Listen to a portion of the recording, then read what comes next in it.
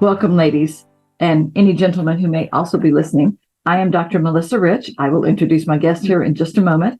And welcome to Taking Care of Your Temple podcast. This is episode 49. I'm almost at 50. Wow, that's a lot. Yeah. And the name of this one is Grace-Filled Aging, Faith, Resilience, and Wellness. And we are so glad to have you here. And I am going to, that's already muted. Good. Okay. So the objective of this podcast is to help women improve their physical, mental, emotional, and spiritual well-being by connecting with God regularly. So there are 4 principles that I recommend for doing this. The first one is keeping our focus on God. How easy is that? I think that's a great one. Yeah. I think that. How easy is it to do? It's like everything else. You just have to be intentional, and I don't always follow through on good intentions, Melissa. Yeah. And I think we all get very distracted. Yes. I know, I do all the time. So it's a matter of continuing to pull your focus back on God, then acknowledging that we are not enough on our own. You know, when I was a lot younger, I used to think I can do this. I've got this. With age does come some wisdom. And I realized that I cannot do everything by myself, or I can't do it very well. I need God's help. Next is remembering it's about progress, not about perfection. Now, I will say I've never been a perfectionist. Is that something that you deal with? You know, it is something that I aspire. I like things really organized, and when things are in order, it does bring me joy. But I'm at that point in my life right now where no, I don't strive to make it. Yeah. And that's a good thing, because life is never going to be perfect. Yeah. And a lot of perfectionists end up beating their head against the wall a lot. So it's about progress, not about perfection. Yes. As long as we're learning and moving forward, it's all good. And then the next principle is to work on consciously changing our thoughts. Our thoughts are hugely important. They determine how we think, feel, act, relate to other people, everything. And so if you have a lot of negative, toxic thoughts going on, you're not going to do very well. The verse for this podcast, which I love, is, do you not know that you are God's temple and that God's Spirit dwells in you? Pretty appropriate. Love that. Yep. So before we start, I'm going to ask God to bless this, and then we will get going. Lord, thank you for allowing Luann to be here with me as my guest today. And thank you for this topic. I think it is such an important one because we're all getting older. And I just ask that you will give us wisdom and that the things that we talk about will be helpful to the people listening. Thank you for letting us do this, Lord. Amen. So my goal is to do this podcast weekly. So far, so good. And I'm almost at a year. It's 50. Congratulations. Yeah, thank you. 52 weeks. Wow. You think I would? Yeah. 52 weeks in a year, and I'm at 49. So yeah. I've done well. My guest today is Ann Olson, a very dear and good friend of mine. And we met when I moved to Waco, which has been about 9 years ago now. Yeah, 9 years. And we discovered that we have a lot in common. We're very like-minded. You know, we're both great people.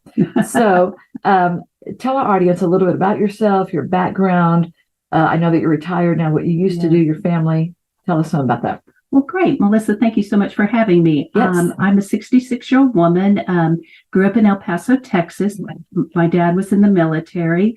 And because I lived in El Paso, I knew that from an early age, I wanted to be a teacher. And living in Texas and having a large Hispanic population in El Paso, I went into bilingual education. And so being fair-skinned, freckles, red hair, it was kind of funny. Many times when the parents would come down the hallway and they go, where is the bilingual teacher? And they're looking at me thinking that possibly can't be. Yeah. But it was great for them to see an appreciation too that, we all have a blessing to learn many languages. And oftentimes in America, we just assume everybody should naturally just learn one language. English. Exactly. Yeah. So anyway, the blessing of being a bilingual teacher for 6 years, and then did English as a second language for a number of years. Went into curriculum and instruction and finished out my career doing training for teachers. In 2011, I unfortunately lost my husband to pancreatic cancer. And at that time, my mother was living with me on hospice. And so I needed to retire at that time to be a caretaker for my Right. mom and then also for my husband right beforehand. Mm. And so I have one daughter who lives in Los Angeles and have one dog at home who keeps me active and walking. And I enjoy, I do Bible study fellowship and Mhm. just enjoy Yes, studying the yeah. Bible, reading, working in my yard. It's just a good time right now to be retired. Yeah. I want to back up just 1 minute. Cassie, your daughter, Yes. blonde hair and blue eyes Yes, like you. exactly. Tell them what she does for a living. She Such a disconnect. she majored in Chinese studies. You know, her freshman year, she called us and said she was taking Chinese, and I nearly, fell out of my seat thinking, you've had all these years of Spanish. Why would you not just naturally? But of course, being her independent self that we had raised her to be, she came back and said, haven't you seen that Chinese is the number one language in the world right now?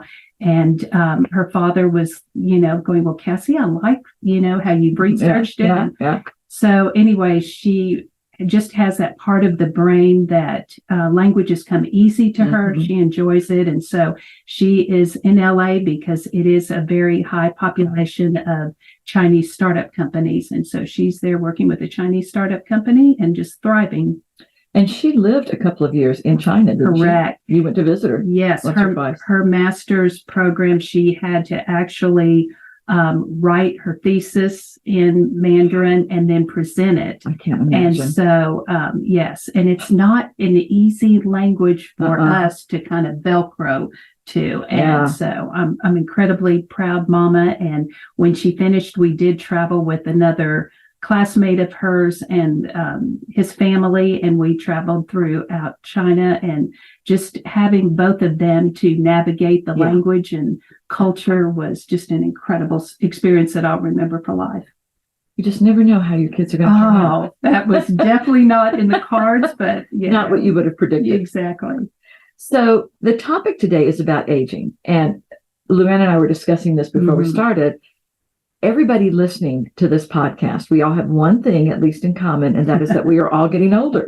Right? Exactly. It's inevitable, y'all. We are all getting older, but we can, to a certain extent, and really I think to a fairly large extent, we can determine how we're going to age. And we can do it kind of in a negative, unhealthy way, or we can be more healthy about it. So we're going to start off with some myths about aging that I think a lot of people think are true, and they are not necessarily. First one, aging means inevitable physical and mental decline. All right. True? No, not at all. And I'm, first of all, I just want to applaud you for tackling this subject, Melissa, because I think everyone, not just as senior citizens, like we're in that category, but I think everyone needs to really prioritize their health and their overall wellness. And just as you mentioned, I mean, aging begins the moment we are birthed. Yep. And we don't have to naturally just think that we've got to become weaker, frailer, or less competent or less able. Yes, exactly. And so I wish that what I know now, I had known when I was age 30. But you and I both have had experiences with loved ones where we've watched them have difficult times at the end of life. And so when I finished, or when my husband passed away, I just had such a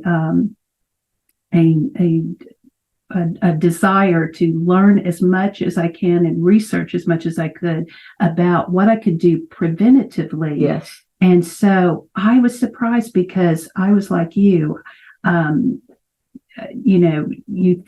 sometimes you think your genes are what's going to predispose you to how longevity is going to happen, but it's not. It's really the environmental factors, as you mentioned, diet, exercise, sleep, all of those things. And those things we can control. Genes do play a part, there's no doubt, but they are not the only thing. And they're not even necessarily the biggest or the most important. So we can do a lot. Another myth. Now, you and I are both the same age. We're both 66, so I guess we're the older people here. Older people are not interested in or capable of learning new things. Oh, how sad. No. Yeah. No. And we're blessed, Melissa, because we're by a college that Mhm. has a lot of lifelong learning courses Yes, that are available. And we're blessed with Well, lots of we have resources. Baylor University, Yes. which you're talking Mhm. about. We also have McLennan, Yes. is it college? NCC. Yeah. Mhm. And they do a lot of adult Yes. courses Yes. for those same types of things that you can just, just hobbies. And, Exactly. you know, we never stop learning, or we should not Right. ever stop learning. Let's see. I love this one. Older adults are not interested in technology. I won't say that it always comes easy to us, Yeah.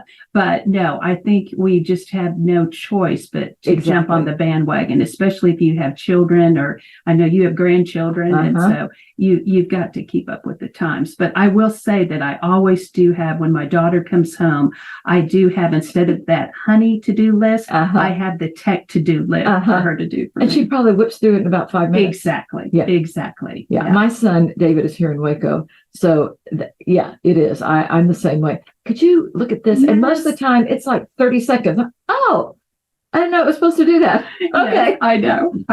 But that doesn't mean we're not interested or we're not Right. using them. I use apps on my phone all the time. Yes. Which I thought, when I first heard them, that's the dumbest thing. I'll never do that. Right.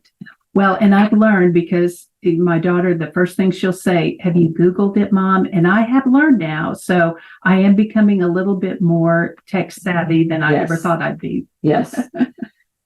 Okay. I've got a long list, and for the sake of time, we're not going to go through every single one of them. I love this one. Memory loss is inevitable with age. Oh.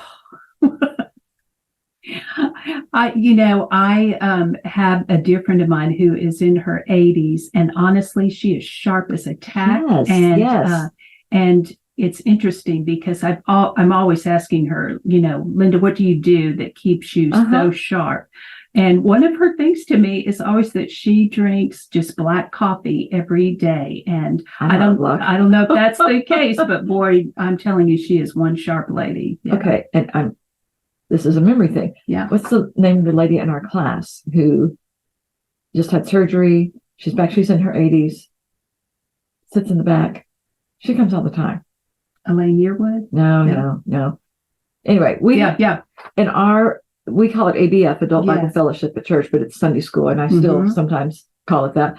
But it's all women. It's called Generations. We have college age to women in their 80s. Right. And a lot of them you're just like, I want to be like that when I grow up. Exactly. And happy, yes. Such a great attitude. Purposeful. Yes. Yes. I'm going to think of her name here in a minute. And yes, I will too. Well, it doesn't say much for our memory. I know.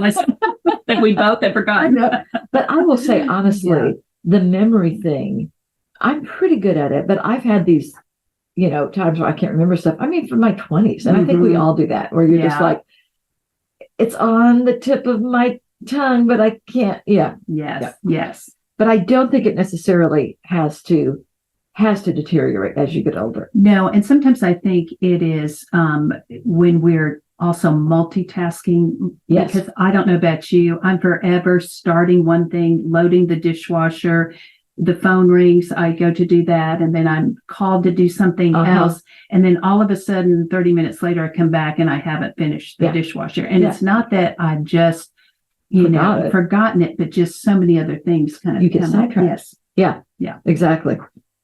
Let's see.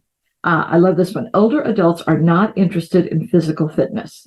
Oh boy, they should come to our parks, because I'm telling you, they are full of, and I love even people with their walkers. Yeah, I've seen that. I just think it's fabulous. And we're blessed, Melissa, to be in Waco where we have good weather. Yeah. So we're able to be outside and moving. Although after the summer, that statement was that's true. But the triple digits don't help, But yeah, I know as a 66-year-old, I am more interested in physical activity and exercise now than I was in my 30s. Definitely. Oh, definitely.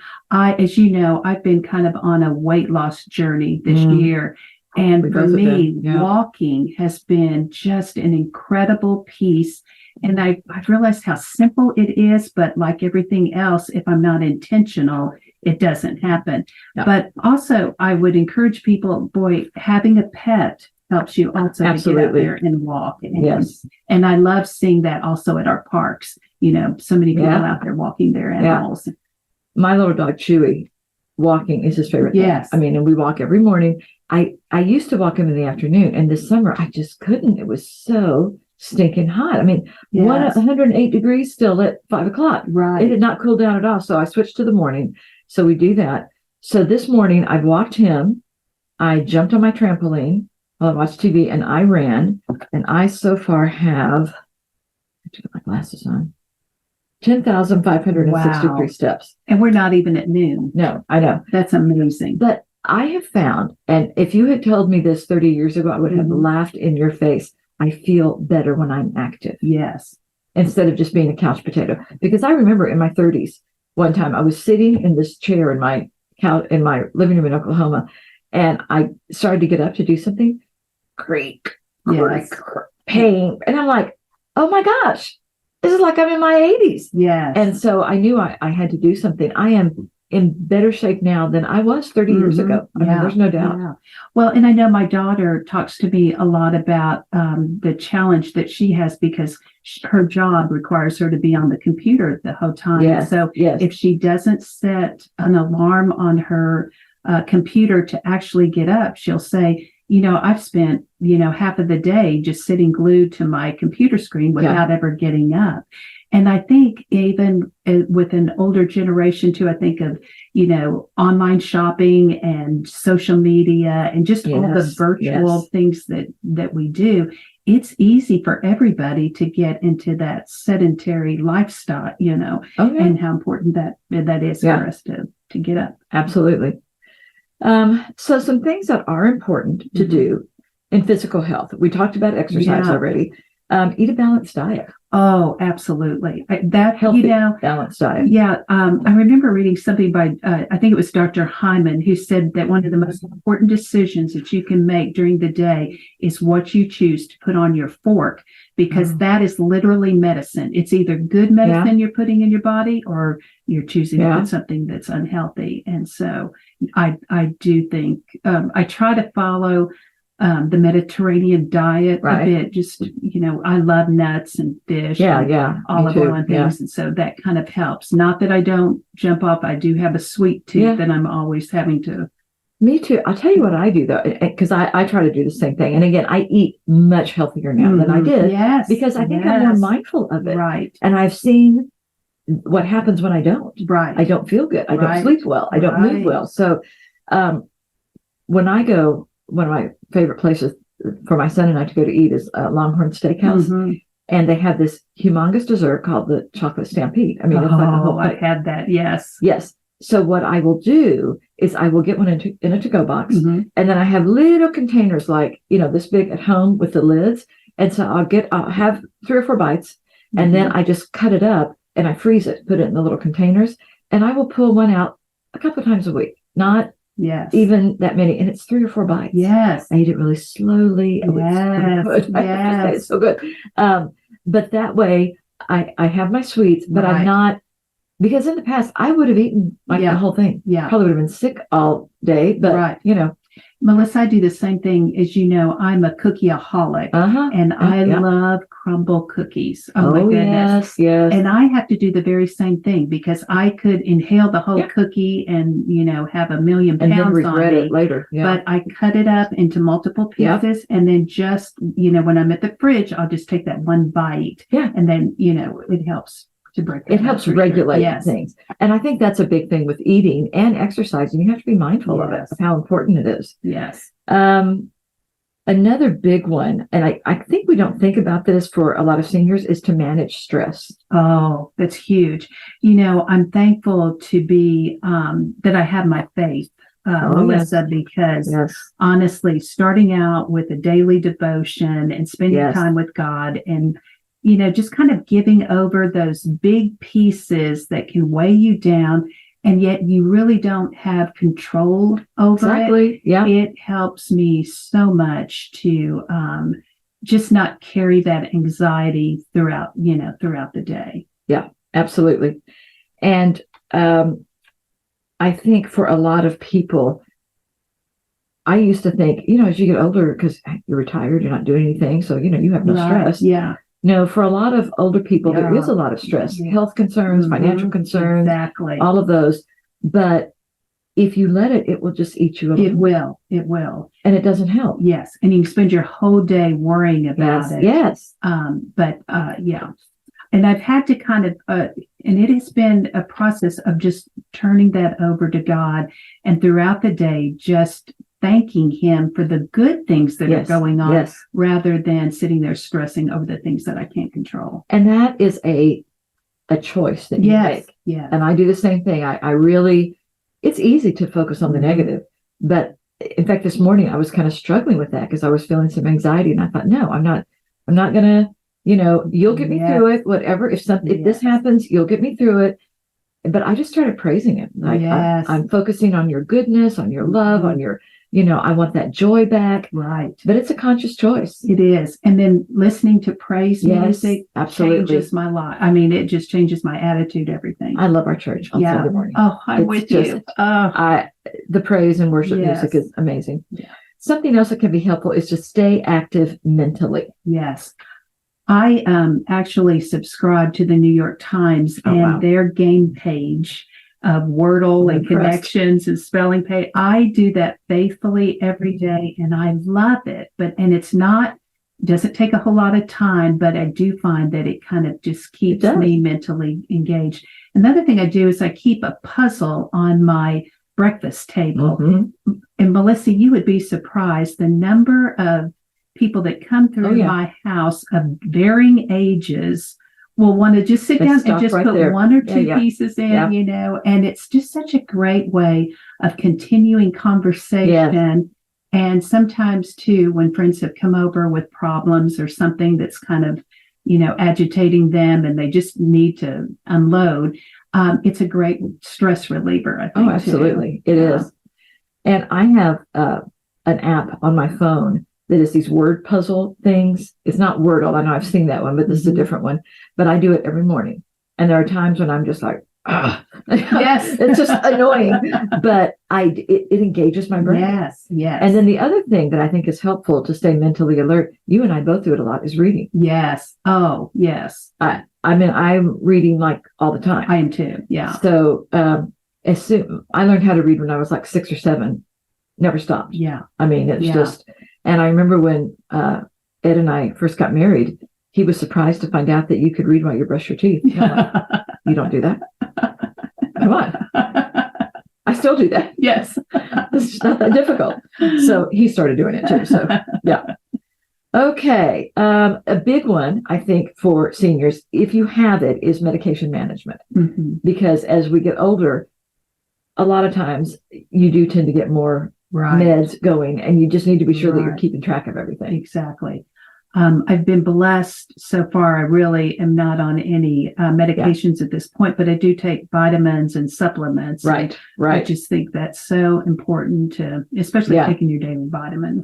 Yes. And I only have one med that I take as well for my thyroid. Yeah. But, along with the medication, you do need to, get your, I think some people may not get your flu shot. Yes. Get the COVID vaccine. Do all this stuff. Many preventative things that you can do. And go to see your doctor regularly. Yes. So the last time I went to see my doctor, I was like, the nurse spent like 15 minutes asking me all these questions about stuff that they've never asked before. And the doctor comes in and does it again. Right. And I'm like, what is going on? And I finally realized, I'm over 65. Because they're thinking, am I falling? Am I getting dizzy? Am I lonely? I mean, all this stuff. And I'm like, no. Yes. And it just took me a while to figure out, okay. Right. I guess this is more common as people get older. Right. And you can see the benefit, Melissa, you've been really taking good care of yourself. Yes. And so it's paying off. Yeah. Yeah. My doctor was amazed. She goes, you're in great shape. Yeah. I said, yes, and I want to continue that. Yes, thank you. Exactly. So again, there's several different physical activities, aerobics, walking, you mentioned. One that a lot of people don't do, and I'm bad about this, but strength training. Yes. And we really need that as we get older. Yes. Because we need to build up those muscles. Right. I recently purchased, it's a gadget that goes over my door. I've and seen then those. I've just Like a started band, it. a stretchy Yes, thing. exactly. And I'm really enjoying it. And then I keep just a set of weights, because I'm like so many women that have the bat arms. And so I try to, keep those going. But, something I was just going to mention, Melissa, that you got me started on and has totally transformed my health. And that is the rebounder. Yes. I put it in my bedroom and I'd start and do at least 5 minutes, immediately first thing in the morning. And I can feel my whole lymphatic system, everything just, it has changed my whole well-being. I'm so grateful for you suggesting it. Yeah, I've done that for probably over 30 years now. And I did it for several years and then thought, I wonder if this is even healthy, doing any good. So like Google was just starting then, and I was able to get online, and I mean, it benefits every system in your and body. If you have problems with your knees, with your joints, that helps so much. So much. Yeah. So I always recommend a rebounder. Yeah. Well, thank you. Because it really has been a huge benefit. So another area that we want to promote as we get older is to just have emotional stability. I think we're both widows. Yes. And that is a common thing. As we get older, we lose people who we were close to. Or we lose pets. I've lost 2 dogs recently. And they're family members. Oh, it's so hard. Yeah. Yeah. So we want to be sure that we are staying where we need to be. So one of the things is emotional expression, and that is learning to express your emotions in a healthy way. Talking to a friend, maybe to a mental health professional, journaling, maybe joining some groups. I know you're in several groups, Bible study groups at church. I don't know if y'all ever get into any of that, but it's just such a healthy way to keep ourselves stable. Exactly. And it's so beneficial too. I too recently lost a long-time pet, and I had several really dear friends who said, I know this is a hard time for you. Can I just come by and sit with you? And so those kinds of things just really help you in the grieving process and to be able to move forward. Because, you have a whole new normal that you have to adjust to. And so it's critical to, be able to continue forward. And part of the, I think, issue with that for a lot of people is that we don't want that new normal. Right. I was happy with my old normal. Thank you very much. Yes. But life, you have no choice. Life goes on. Yeah, exactly. You kind of mentioned this one, and we've talked about a little bit. Social connections, strong ties with family and friends. It's so critical. I know for myself, Melissa, I tend to be on an introvert side, so I could easily become a hermit. And you mentioned that during COVID, you were a lot happier staying home. Yes, I know, and I kind of felt bad about it, but I so recognize, and I'm very intentional about making sure that I do lunch with friends and that I get out. I do not get energy from big crowds. Like I'm not a big party person, but I love like lunch with my girlfriends where it's just one-on-one or a few. Oh, it just soothes my soul. And you started for our ABF to do Sunday luncheons after our ABF class. I thrive in that kind of environment. It's so nice to get to know people a little bit better, and then just to strengthen those relationships. Well, those social connections, I think a lot of times, especially for men, I think a lot of men just neglect those. Right. And I read a study years ago that I think is probably still true today. They asked, working with couples, asked the wife, who is your best friend?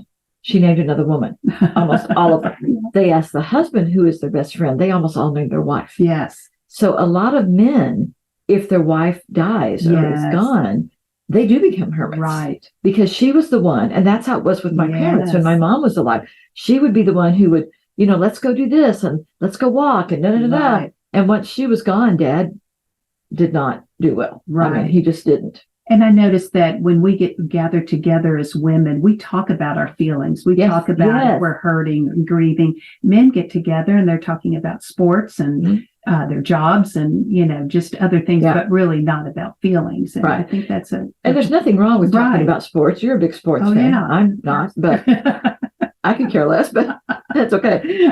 But we still love you. Yes, I know. Thank you. I appreciate that.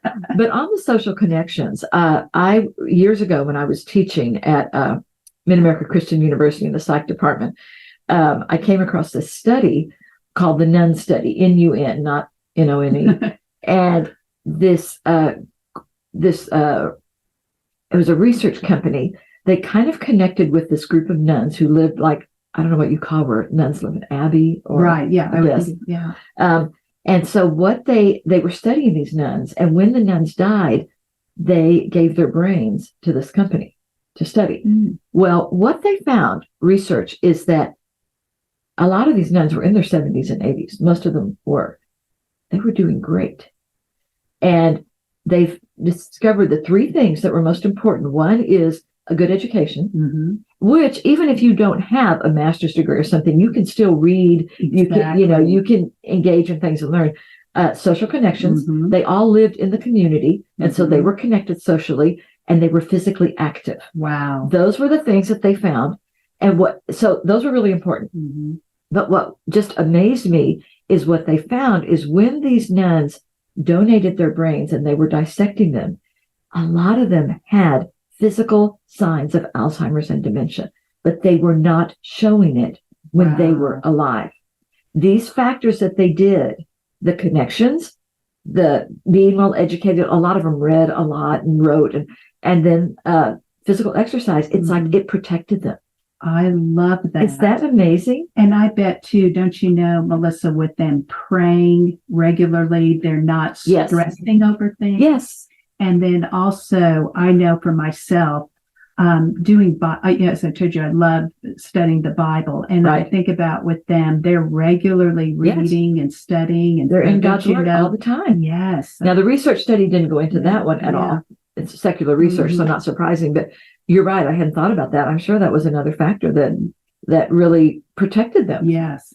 So I remembered that for years. I always thought that was so interesting. And again, my dad, when he got older, did not do well, but he kind of became a hermit. Right. We had to pry him out of the chair. Yes. Go anywhere. Yes. Well, and I have a couple of friends who are older that are choosing to kind of watch a lot of TV, and I can see them physically struggling just to get out of the chair. Yes. So boy, we just really can't stress how important movement really is. Oh yeah. Another one that can be important is engaging in hobbies. Now, I said that you and I are like-minded. We are very much, but we also have our differences. One of them is I'm a huge crafter. I have a craft room in my house. It's my happy place. And on Sunday afternoons and then evenings, if I can, I am in my craft room. Right. And I really try to protect my Sunday afternoons because that's like the only time that I have to do it. And I do my cards and all this stuff. Tell them what you do for hobbies. I am an avid women's basketball fan. I mean, avid. And boy, I love it. And it's interesting because I started going really right after my husband passed with another friend of mine who too was a recent widow. And our group has expanded to a group of 4. And so it's been so perfect great size. Because oftentimes we'll go to dinner and then go to the game. And it really is, it just fills my cup. My cup runneth over because it's a hobby I enjoy, and then I'm with a great group of people that just really are multiple fun. benefits. And so, just such a sweet time. I love that. I think it's great. And I think that's something else that's important is to have something you enjoy doing that you are passionate about. I mean, you got to know some of the players. Yes. And one of the players was coming to our ABF group for a while. Oh, I know. That was so much fun. Yes. So, I mean, and that's just, that, as you said, that feeds your soul. Yeah. When I'm in my little craft room making my cards, I mean, I'm just like, I'm so happy. I love being able to have that creative thing. Just, make something. Yes. So I think that is important too. You need to find something that really makes you happy. Exactly. Yes. And as you know, crafting is not in It's not my your thing. wheelhouse, and it's okay. But because I'm your friend, I get the benefit of receiving cards. I do. And so She I'm does. so grateful. Yeah, she does. She does. Another big one that can help you age well is spending time in nature. Yeah. Oh, yes. And it's just, I read that the average American adult, I think this is right. It sounds horrible. I think we spend like 96 to 98% of our time indoors. Horrible. I know. Especially to finding a lot of these buildings, they're not that good for you. I mean, they're emitting all these fumes and things that aren't good. But we need to spend time outside in nature. Yeah. Gardening, walking in the park, as you said. I wish, this is the one thing I wish Waco had, is a beach. Yes. When I'm at a beach. Oh, I'm with you. Yes. We're like-minded there. Yeah. I love that. The sound of the water. And my dad, as he got older, was in a memory care facility.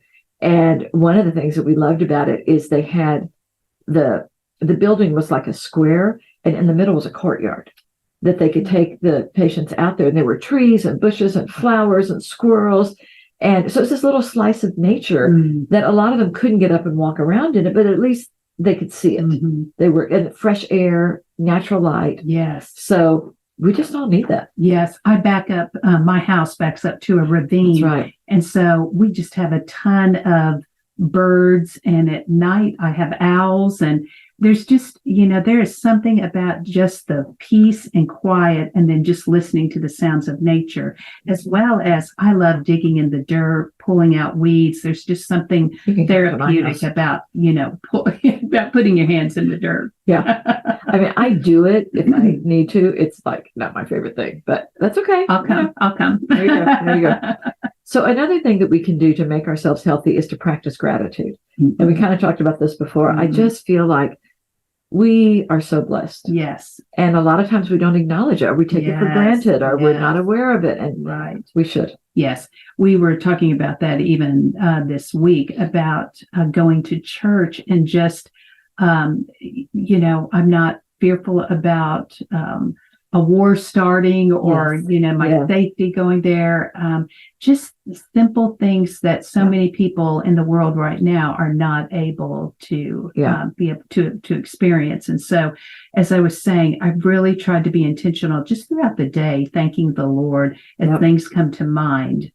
Because we do have so much. So much.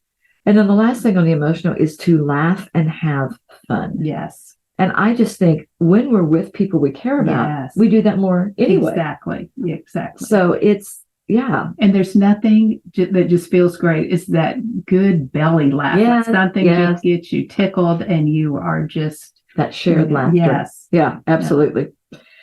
Okay, so for mental alertness, well, one of the things is continued learning. And again, you can take courses, that's fine, or classes, or you can have hobbies, or reading, or do online activities, or just meet with people. Right. And there's just so much available now, resources that are available, as we said, all over, and then online too. So there's no excuse for not participating. There really isn't. And back when my mom was still alive, and she's been gone 14 years now, you say that seniors don't take to technology. That was one of the myths. She was the queen of email. She loved email when she figured out how to do it. Oh, this was great. And this was back when it was the dial-up, the clunky, it wasn't and you could hear it, worrying to get online, but she loved it. And she was because she was an encourager. Right. And so she was really good about doing cards, probably where I get it from. But now it's like, I can do it instantly. I can do emails. This is great. She loved that. Yeah. And that's a great way too, if you're not able to get out, to be able to stay in contact with family and friends that aren't close by. Right. Yes, it is. So talked about healthy diet. A big one is getting enough sleep. Yes. Oh, I used to not really comprehend how important that really is. I've always been a person that needs 8 hours of sleep.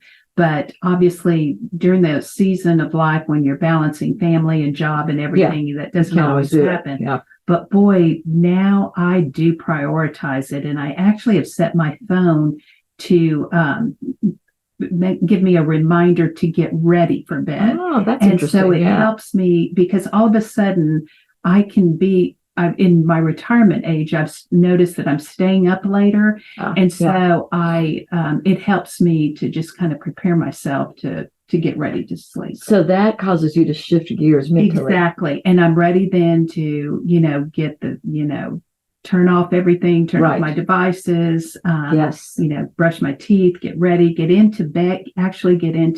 And then I like to read a little bit before I go to sleep. And that's a good way to fall asleep. Yeah. It is good. Yeah. Yeah. Sleep is really important. When I was in college, one of my professors, who was also a friend of my parents, as a kid, he'd always needed like 4 hours, 3 or 4 hours. That was it. And I used to think that would be so great. You could get so much done because of my personality type. But I have to have 7 or 8 hours in order to function. And most people do. So it is something to be aware of. And as we get older, I think a lot of people sleep less. Yes. But it's not because they need it less. It's just because they have health issues. And, it's as important as ever. And I didn't realize, too, how sleep is so important for your brain. And so if you're not giving your brain that really deep, REM sleep, that really is detrimental. It makes a difference. Yeah. Prayer and meditation. Don't you love this one? Yes. I just think that is so vital for our well-being. Definitely. Staying connected to God on a regular basis. Yeah. It just makes all the difference. And on both ends, Melissa, I just think it's so nice when we know people are praying for us, and then what a blessing it is then to get outside of ourselves and pray for others. Yes, that intercessory prayer. Two-way street. Absolutely. So connecting to God, prayer and meditation, we just talked about that. Attending some type of religious service. I really, really believe that as Christians, we are not called to be hermits. Right. We're just not. God made us to connect to other people.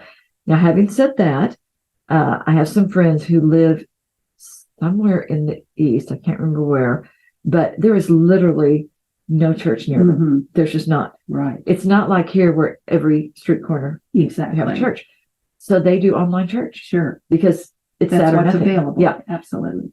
But, and I know I'm going to step on some toes here. During COVID, a lot of the churches had online services, which was great. I'm so glad they did. And I think way too many people got in the habit, because it was easier, of staying home and watching it on TV. Now, I did this recently when I think I had a sick dog or something, and I had to stay home. So I watched it there. There are times when it's great. Sure. But I will tell you, one thing that COVID taught me is I am so grateful for Life Church. Yes. Well, there's something like we were talking about with community. Yes. It's just, and then also just the whole ambiance of really being there. Music, everything, it's wonderful online, but it's a different experience when you're there in person. Yeah. I mean, you can be a part of it online, but you're not as connected. Yes. You're just not. Exactly. So I really believe, if at all possible, you need to go to church. I agree. Physically, in person. 100%. It's huge. Yeah. Read your Bible. I mean, I have a quiet time every day. So I start first thing that I do in the morning. And then, a lot of times throughout the day, I'll end up looking. I also memorize scripture. Yes. I have that ingrained in me. I know you do a lot of the same types of things. And I think it's so important too, because, we just need scripture to hide it in our hearts so that it just flows forth especially in those times of need, whether it's for ourselves or somebody that's walking through a challenging time. Scripture just can truly, meet a need that nothing else, and give you a peace that nothing else can give. Yeah. Thy word have I hid in my heart that I have not sinned against thee. I mean, absolutely. Yes.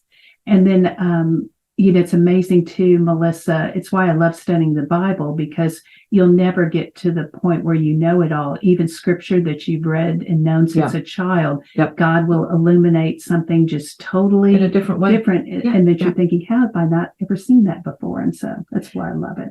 I also think, for me, it is easy to just read it because I've read it so many times. So what I do periodically is I will switch translations. Yes. I have it. I read it on my iPad, and so it's just easy. Yeah. And I was in ESV for a long time, which I loved. Now I'm in the Good News Translation, which is different enough that when I read this stuff, I'm like, oh, okay, yeah, I never realized. Yes. So it gives me a new perspective. Yes. Yeah. So I think that's important too. And if you want to stick to your same translation, that's fine, as long as you're reading. I'm just saying, if you want a little different orientation, that's an easy way to do it. And to help you understand. Yes. And I love having the audio piece too, so that in the morning I can turn it on and have it going while I'm brushing my teeth. Or sometimes at night I've turned it on if I'm having trouble going to sleep, and just hearing the Word of God going helps me, that's a really good idea. I like that. Now, are you using the Bible app? Yes. I have to tell you, that was developed by a church in Oklahoma, in Edmond, where I used to live, called Life Church. They developed it, and it has gone all over the world now. I know, it's just amazing. So, and I know people who go to the church there, and it's an amazing app. It's one that I contribute to regularly. Talked about practicing gratitude. A big thing for spiritual awareness, spiritual health, I think, is serving others.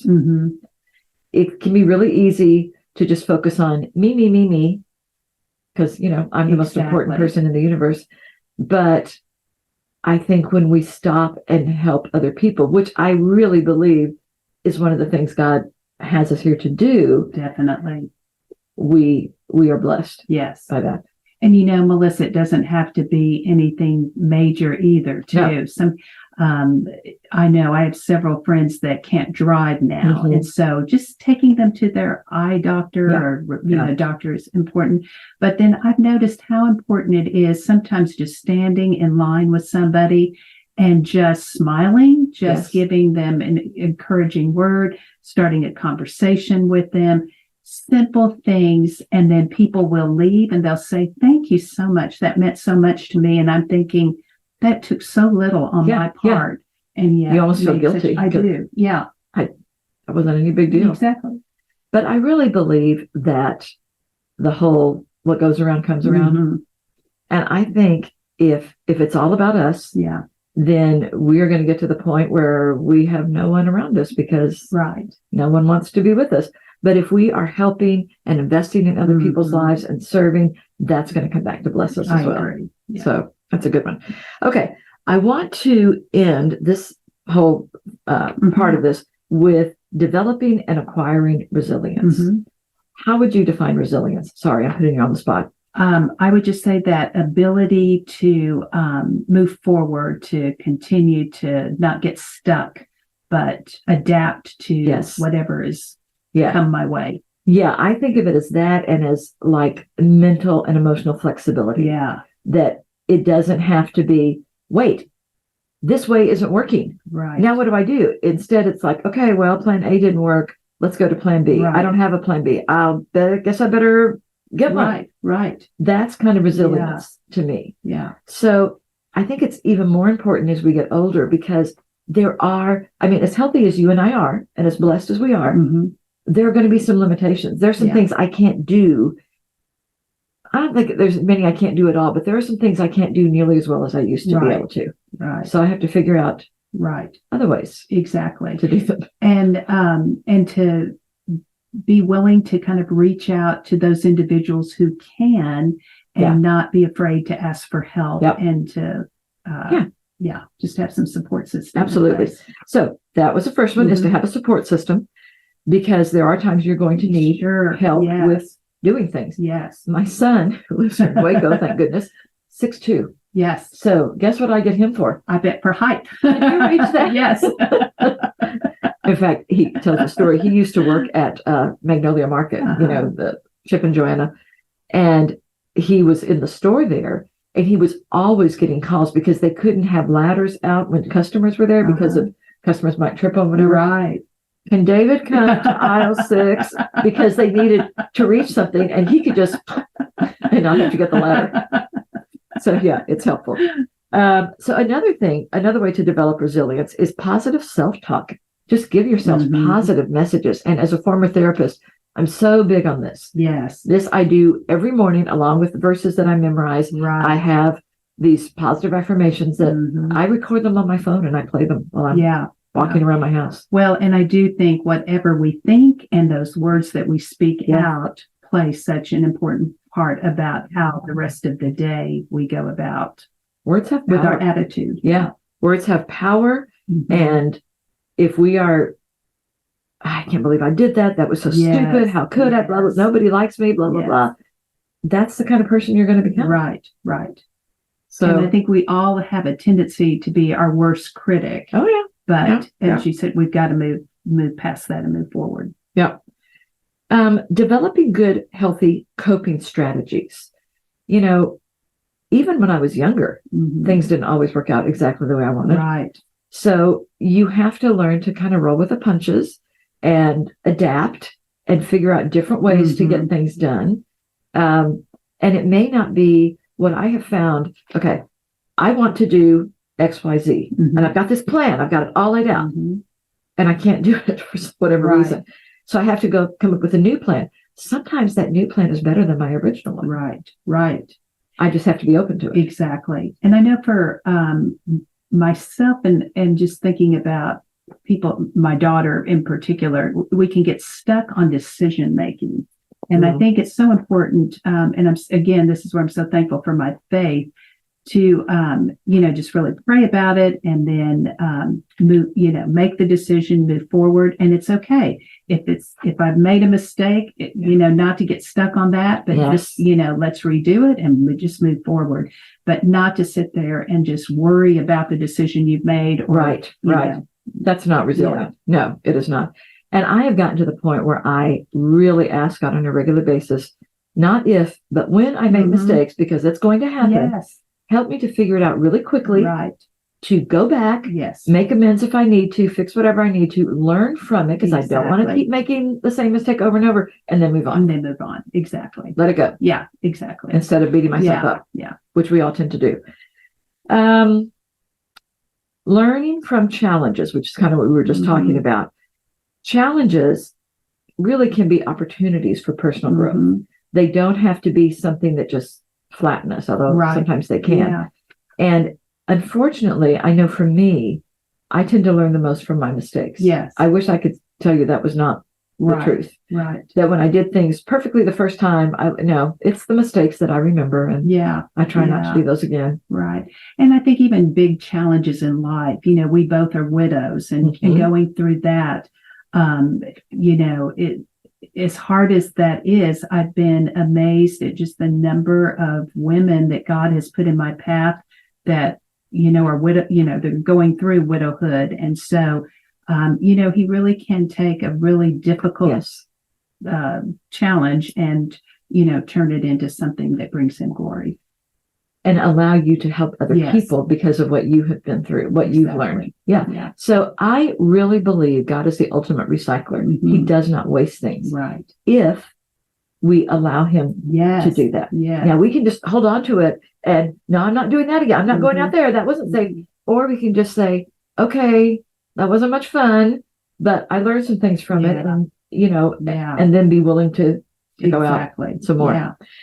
And I think I love this one for resilience, is to celebrate our achievements. Yes. I think a lot of times we don't give ourselves enough credit for what we did. Definitely. I mean, you and I have kind of been encouraging each other on this weight loss thing. Yes. And we've been texting each other. Oh, it just makes all the difference in the world to get your text in the morning and, just feel encouraged and ready to go out and conquer it. Yes. It makes a huge difference. And if there's nobody to celebrate with, just celebrate it for yourself. Exactly. Post it on Facebook. Yeah. I mean, it's not like you don't have to wait until you win $1 million in the lottery, which is never going to happen for me because I don't buy tickets. I don't either. You can celebrate the small things. Right. Yeah. So I think that's important too. I agree.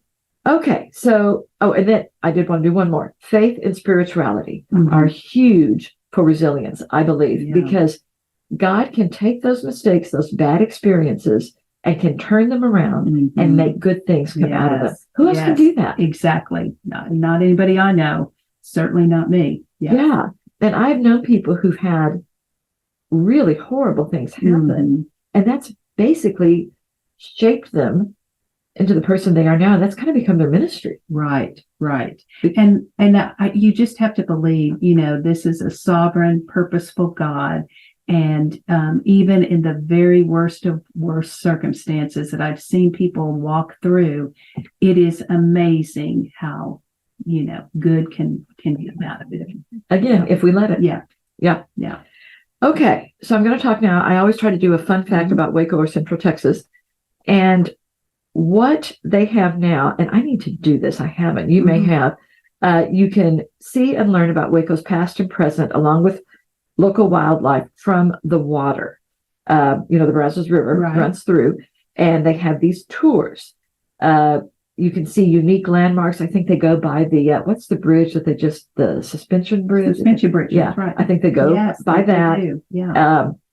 And you can also learn about the history because they have this tour it's a guided tour. There's one in the morning that lets you see the river and Waco as it's waking up. Then there's a sunset tour that starts out while it's light, and you get that beautiful sunset from the river reflecting on the water and the lights of the city reflecting off the Brazos. I just think that sounds so fun. 2.5-hour tour, guided tour, and it costs $59 for an adult. You can have a maximum of 55 people. Of 11 people per group. They stop at the Baylor Stadium, Baylor University, the Suspension Bridge, and Cameron Park. So some highlights, just floating down on the river. Wouldn't that be a fun thing to do when you have people visiting? Yes, yes. Or maybe for our ABF group. Yes, we could work on something like that. That'd be fun. So I want to thank everybody for listening. Thank Luann for being my guest. We did so good. I mean, we always can talk. Absolutely. Just not for us at all. So along with this podcast at Waco Hypnosis Center, I am available for public speaking. If you're interested, would like to have me, you can contact me through my website, www.drmelissarich.com, or email me at info@drmelissarich.com. And y'all, I just appreciate you listening. Would love to hear any suggestions for future podcasts. Don't know if I'll be able to do them all, but I would love to hear it. And thank you so much for being part of this. And come back next week. Bye.